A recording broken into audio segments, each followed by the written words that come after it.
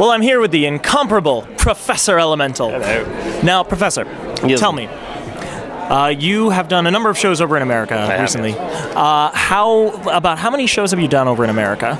I genuinely haven't got a clue. They sort of blurred into one enormous hotel filled with 1,000 steampunks and panels and brass handles.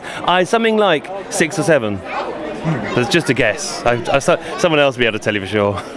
Fair enough. So a little bit more of a handful. So, what would you say is the difference between an American audience and, say, a British audience?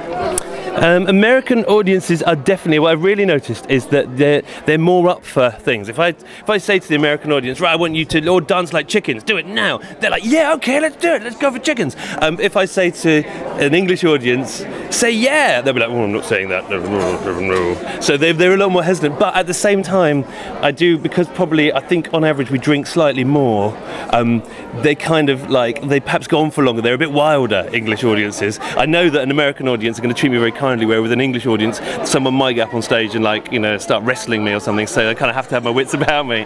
That's the difference, I think, yeah. So in Britain, you would always have to have your fighting trousers on? Yeah, at the very least my wrestling underwear, but mostly my fighting trousers, yeah, definitely.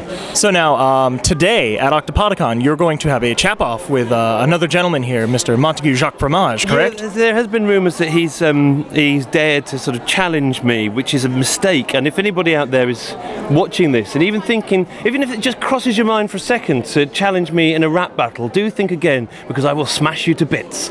And yeah, no, he hasn't got a chance, but he's old and he might not get many more chances to do something like this, so why not fulfill his ambitions just for a moment? Right, have a Rocky moment, so to speak. Yeah, exactly. Let him come back for one last bout. I mean, it's going to be sad when again I do smash him to bits, but it's his choice, it's his life. So now the question that we're asking everyone in Steampunk is, why does Steampunk still matter? Does it matter? I had no idea it mattered. It doesn't matter. That's the thing. It doesn't actually matter. Most people don't even know what we're doing here. That's what I like about it. And that's what I think will make it endure, is that, it'll kind of come and go in popular culture and then go away again. But us kind of nerds will kind of hang on to it and hold it close to our hearts. And so in honesty, it doesn't matter at all. And that's what makes it good. Aw, well, yay. Now, I was wondering, could you give just like a very brief, if there are any tips for anyone who is looking to start hip-hop, to start actually rapping themselves, what are some tips that you might be able to give them? Good point, actually. Never, ever, ever, ever try to battle me. That's the first tip. And beyond that, I think is the main thing, and the moment that I became kind of comfortable with it is the whole cliche of being yourself. But find what your characteristics are and exaggerate those, because they'll be where you're most comfortable on stage. Because you've taken you and kind of put it out there. So find whatever sort of notable characteristic you've got and just exaggerate them out of all proportion. That is quite good. And that doesn't necessarily mean that you have to take it a comedy way like I have. It might be that you feel very strong about political stuff, or you're kind of energetic, so you're that kind of performer, or you like freestyling. But I think that's the key, and worry about the sort of technical stuff later.